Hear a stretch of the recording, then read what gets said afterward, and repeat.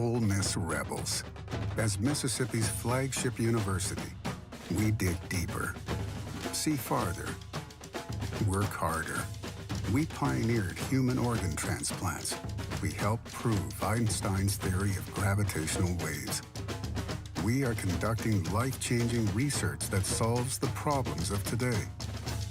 We are Ole Miss, transforming lives and the world. Hey, welcome to the POMcast with Stephen Willis. We're going to start in a few minutes, but I want to tell you to hit up our social sites, retweet, share, comment, like, do all of that stuff. It can only help us out and it'll make the show even better. But we're getting ready to give you a lot of good Ole Miss information, and I just thought I would tell you that because the POMcast is starting. Well, it's starting right now. Wait, no, that's a little early. It is starting right about now. Good morning. Welcome to the POMcast. I am your host, Stephen Willis. Thank you very much for joining us. Ole Miss victorious last night, 43-24. That game could have easily had a 50-burger attached to it, and I'd have been pretty excited about that. But let's see. How do we want to do this today, talking about what's going on? I forgot to do one setup thing, and I will add that and get that done directly. So anyway, first of all, I want to tell you about Travel and Cruise World. Travel and Cruise World, 1-800-330-7461. What I'm trying to do with Travel and Cruise World is basically make it to where when you take your vacation, we all need a vacation. We're 18 months into this at this point. We need a vacation. Well, these guys provide an avenue for you to be a resource on the ground here. If you're going to the parks, you're going to the beaches, you're going to the other Central Florida attractions, these guys can help you out. And the best part is the parks pay the travel agent, not you, so they can get you the same rate you can get online. So use them as a resource. Enjoy your vacation and try and have a good time with it. Also, I want to tell you about Take It to the Grove, a tailgating and catering company. www.bookatailgate.com, www.bookatailgate.com. Those guys do a fantastic job with everything. Breaking up. Why am I breaking up? Echo. Oh, I know what's going on. Just 1 second. I know what's going on. See.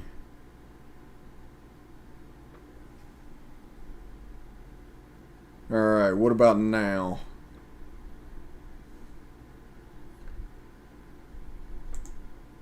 $324. So we'll hit reset on that, and hopefully the stream will catch back up. Sorry about that, guy. But we want to talk about the Ole Miss Louisville game. Before we do, Take It to the Grove tailgating. They offer different packages where you can get your tent, you can get your catering, you can get a TV, whatever you want for your Grove experience, they can take care of you. That's Take It to the Grove. Bookatailgate.com, bookatailgate.com. They can help you out with that. That's, I think it's 662-701-1177, I believe is their phone number. Good. Appreciate it, guy. So I want to talk a little bit about the game. We're going to have audio from Lane Kiffin today. We're going to have the highlights of the game. We're going to do that. We're going to have a good time and just react to it. The big winner last night, the 3-2-6 defense. I was very impressed with that defensive effort. It got Tysheem Johnson, who we've been talking about for months, starting the game. Started the game as a true freshman in his first college game. Led the team in tackles. He was tied for the league. He had a half tackle for loss as well. So fantastic job by Tysheem Johnson. Fantastic job by Chance Campbell. He obviously just provided a spark and a way to go at the linebacker position and allowed them to do everything that needed to be done. Those two linebackers have to have range in this defensive system. And using Chance Campbell to spy Malik Cunningham, definitely the thing. We talked about the Otis Reese and Jacob Springer and so many things they can do defensively. They did that. We just didn't know how they were going to do it. And obviously, we told you when it came out that they're probably playing depth chart games, and they were obviously playing depth chart games.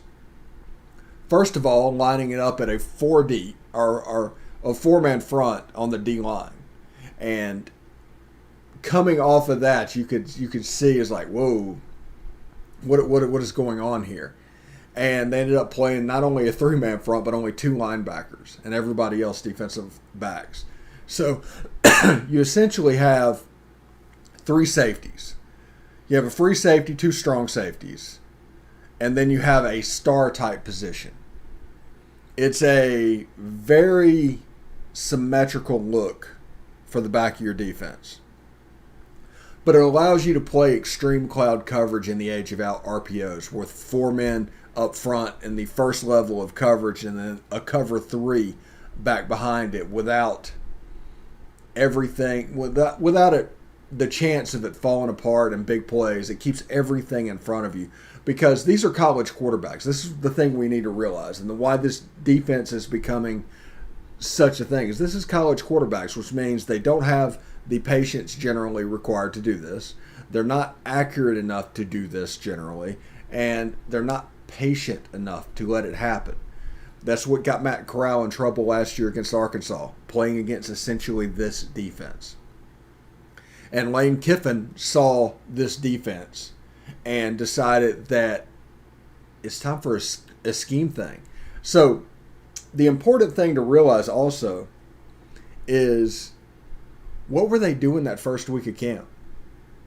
Whenever the media was in there, whenever they knew people would talk about it, was the first scrimmage completely scripted to fail?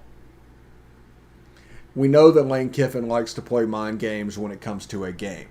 He did it against Alabama last year. Any advantage he can get, he will take, including changing a whole defensive scheme and nobody knowing about it. Maybe nobody knew about it because they didn't want to know about it. Maybe they didn't know about it because they couldn't recognize it. Maybe the analysts and the talking about of what's going on, the knowledge wasn't there to really grasp what was happening. Because one thing's for sure, last night looked different than the year before. And I'm not talking about talent. If last year's defense was number 1 and this year's defense was number 1, these are 2 completely different ways of getting there. People need to understand that. They played very physical last night. I like Jake Springer. I liked Otis Reese. He played well. A.J. Finley should have had a pick. And if you watched the final preview show yesterday, you would have thought I was psychic. I mean, absolutely. We told you.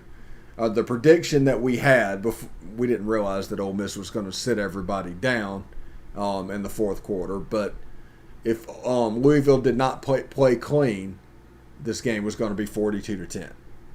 That was our prediction. A couple of garbage touchdowns from Louisville, and that's the difference in that game. But Ole Miss could have scored a 50-burger or 60-burger on this team if they wanted to do it. They'd completely opened them up, and it was amazing to see. Whenever you always talk about it, it's like Novocaine. It works every time. That's what happened in this game. So I had a really good chance to go. Expect Ole Miss somewhere in the 16-20 range when the polls come out today. And with Austin Peay on deck, with Tulane after that, Tulane is becoming officially a trap game. And Alabama the week after that, which could be game day. It's going to be an absolute zoo. Absolute zoo. But there's a nice little ramp now to get to where you want to be and grow up. So we're going to play the game highlights. We're going to hear from Lane Kiffin, and we'll come back and talk a little bit more about the game on this reaction episode of the POMcast. Stick around. Welcome to the Chick-fil-A kickoff game on ESPN. Tonight from Mercedes-Benz Stadium in Atlanta, where the roof has been opened. Natural air for this Labor Day night clash between the SEC and the ACC. Ole Miss and Louisville squaring off to cap off what has been just a sensational first full weekend of college football. Full house, tight backfield. Ely pushing, and Ely is into the end zone. Touchdown, Ole Miss.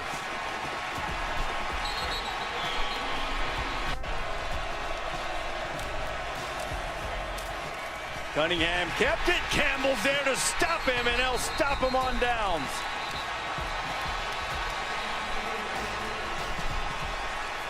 So Ole Miss sends the field goal unit onto the team, and the longer field goals tonight are going to be attempted by the freshman from Mandeville, Louisiana, Caden Costa. He's got an exceptional leg. They wanted to kind of break him in slowly, but they need the 47-yard attempt here. So let's see how it goes. Costa sends it on his way. And right down Peachtree here in Atlanta, and Ole Miss takes a 9-0 lead on the freshman's first career field goal. So fresh into the game, 2 plays, and all of a sudden you got to adjust to this tempo and the speed of these backs. Corral pulls it. Matt going for the end zone. Touchdown, Matt Corral. When I was a kid, I was a die-hard New Orleans Saints fan because Archie Manning was my favorite player, which will now endear me to the Ole Miss people, I'm sure. Yeah, of course. Long-suffering back then, too. Into traffic, and it's intercepted. That was ill-advised as Deontay Prince has the pick. And Deontay Prince is a terrific story of a young man figuring things out largely on his own as Connor goes plowing into the end zone, and the Ole Miss lead is 22-0. Gone by the wayside after an offseason with a little bit of strife, at least among the fan base. Cunningham chased out of there by Sam Williams, and he tried to turn the corner and couldn't. Cunningham pitched it quickly, and they dropped it. He had the first down if he just holds on to the ball, and he does it, and Austin Keys is there, and it was a stop anyway, and everything that could possibly go wrong has. A 22-yard attempt, and freshman a little confidence. A little more after he hit the 47-yarder. 10 players out there.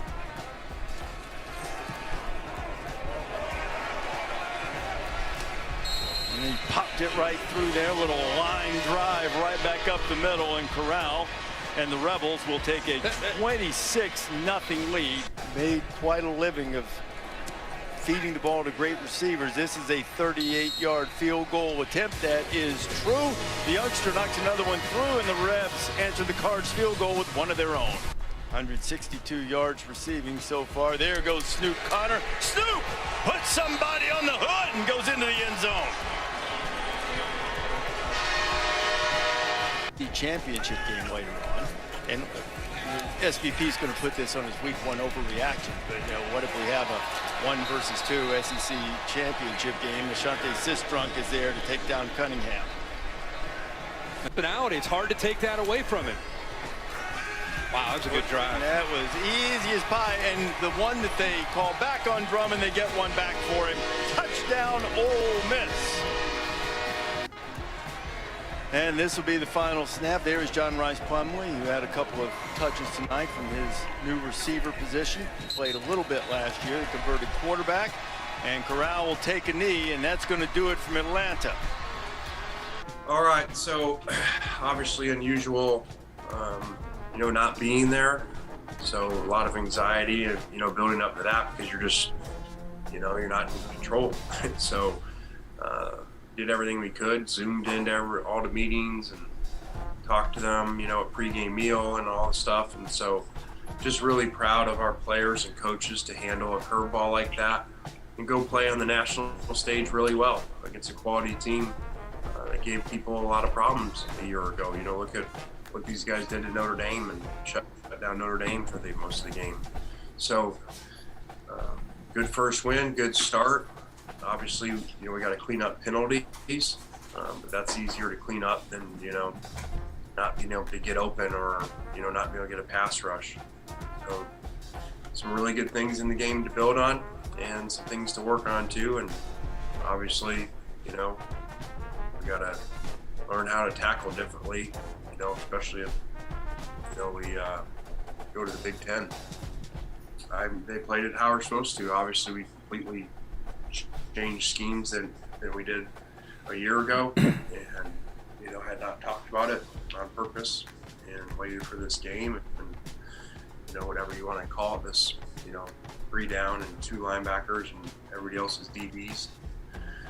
So it's similar to some stuff that we played last year, Arkansas and Iowa State plays it. Just really thought it gives people problems in the offseason. So we went to it and players bought in and it paid off. Limited explosive plays and saw a lot of guys running downhill hitting people.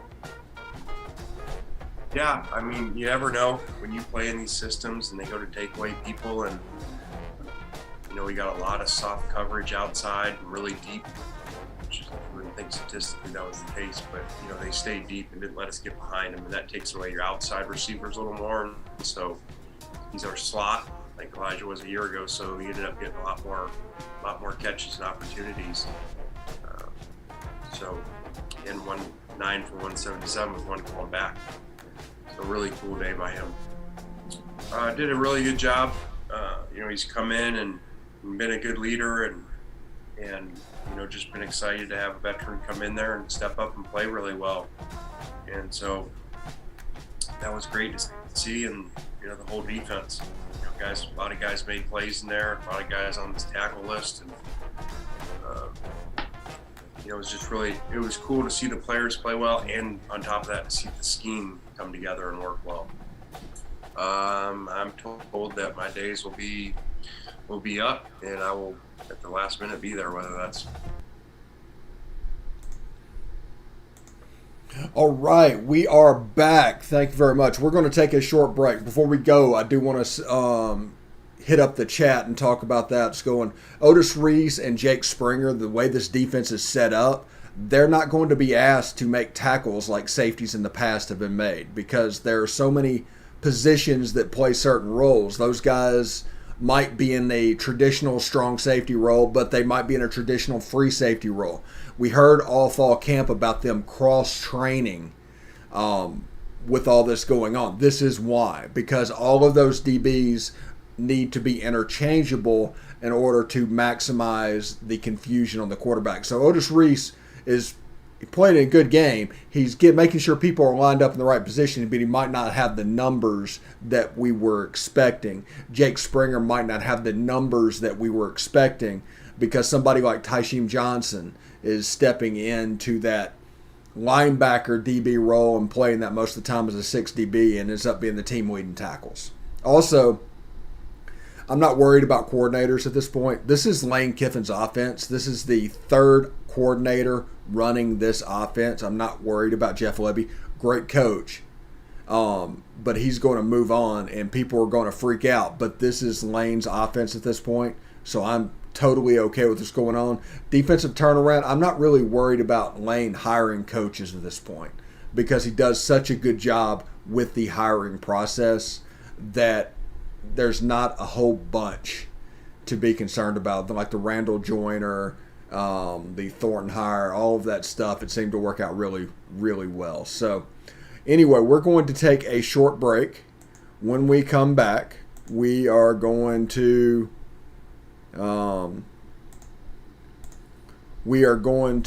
continue talking about the game, and we'll move over to the offensive side of the ball, and we'll even touch on some of the Pro Football Focus rankings type stuff and what we have going on for the rest of the week. So really excited. Just stick around. We'll be right back.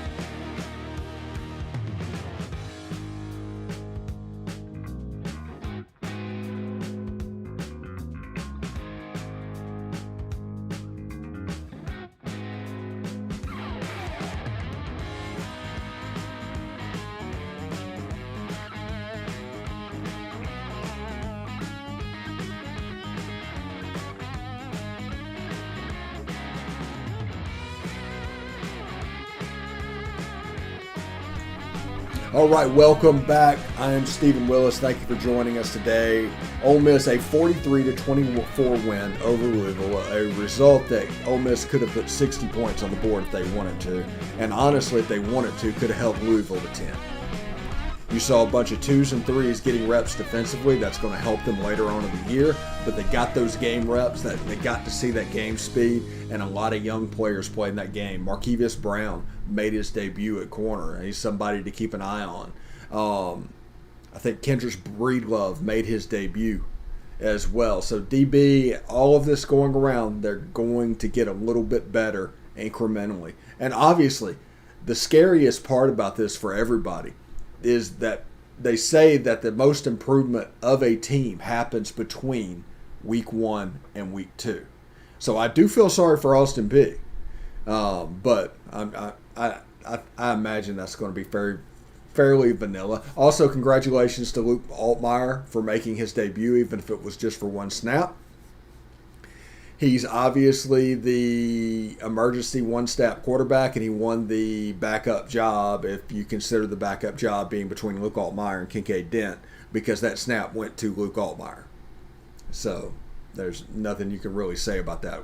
We do have Tyrell Pigrom coming in. He did not play last night. He does have a little bit of the offense to pick up, but we'll see what that looks like moving forward. So I'm just really, really impressed with this team.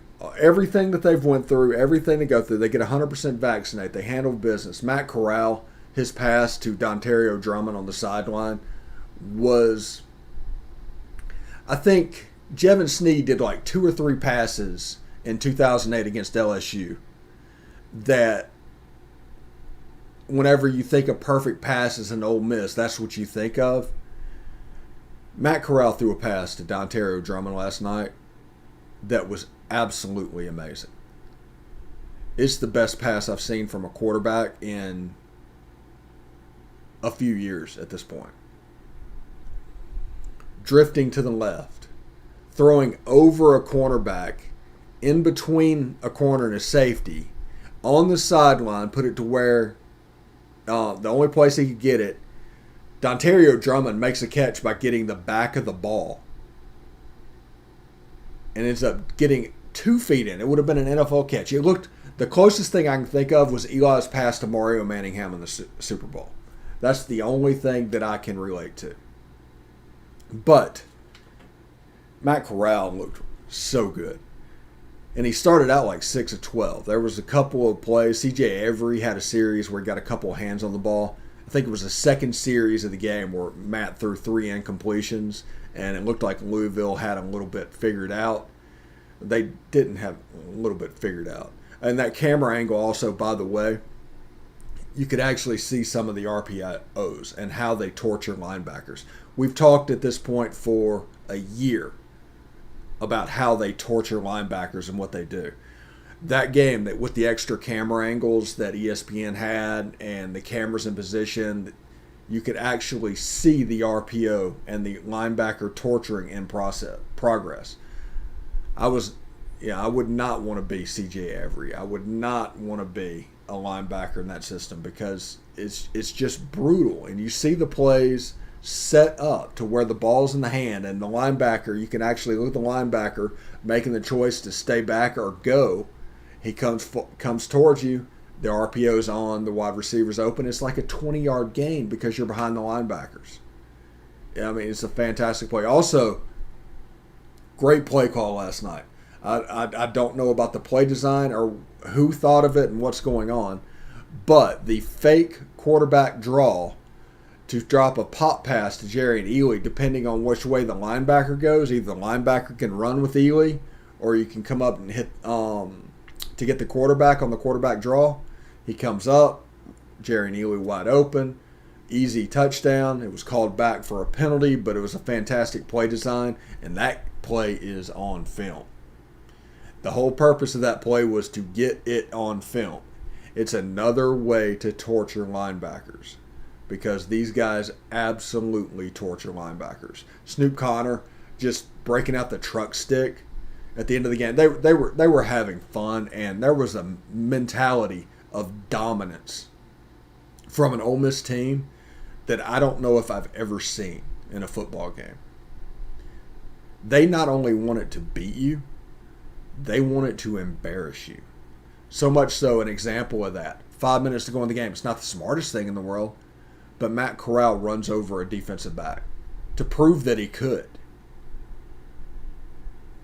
I'm telling you, this is all set up. Like I said, Ole Miss is going to be between 16 and 20 probably when the polls come out today, which is exactly where you want to be because there's enough games on your schedule that provide the specific results to get you where you want to be.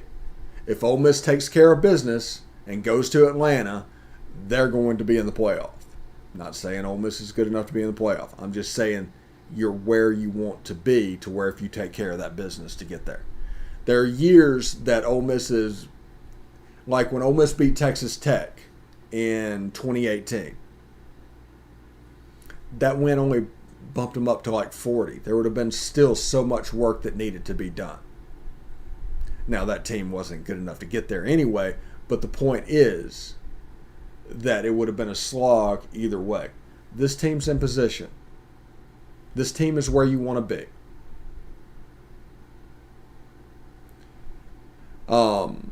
And yeah, it was absolutely blocking for you. The way this run game works. Now, people don't understand this about Jeff Lebby and this Lane Kiffin system. I want to change the subject just for a second. Art Briles, the system that this came from, was a wishbone coach. He's all about running the football and different ways to run the football. So in the running game, they are going to be advanced. They're going to know how that's supposed to look. And Jeff Lebby is going to obviously inherit that. The Lane Kiffin stuff is inherited that. And Ole Miss runs the ball 60-65% of the time. Snoop Connor looked really good last night, by the way. Really good. Like we said, there was depth chart shenanigans. There will be depth chart shenanigans tomorrow, by the way, as well. But they should not be totally discounted. You can learn things from a depth chart, even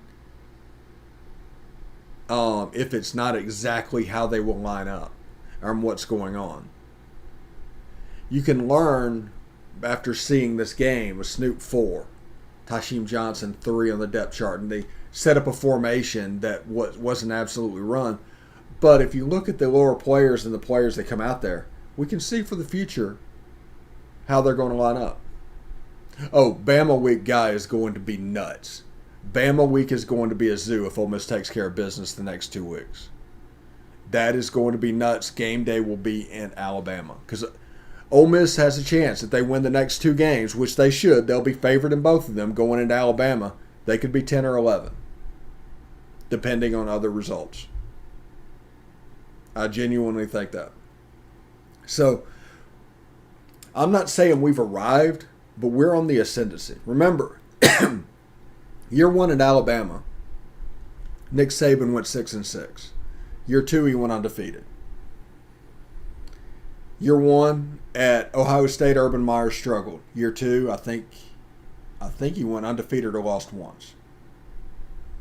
The point is, great coaches have an ascendancy scale that's higher than normal coaches. So year 2, there should be a precipitous jump if you have a great coach. Year 3, if you have a good coach.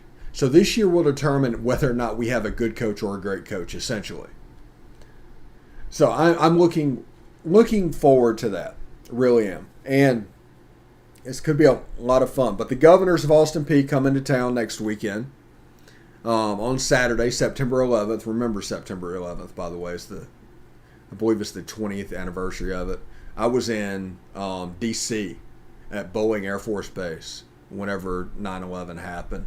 I had 2 months of overnight guard duty because of it, and daytime doing my normal job. So it was like 22 hours a day that I was assigned to work. That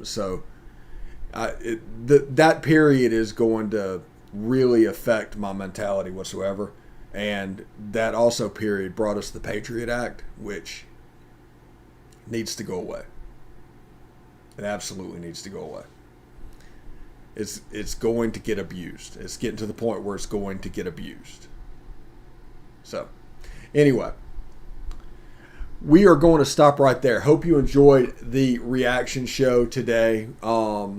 This week, let's see, real quick, bring this up for you.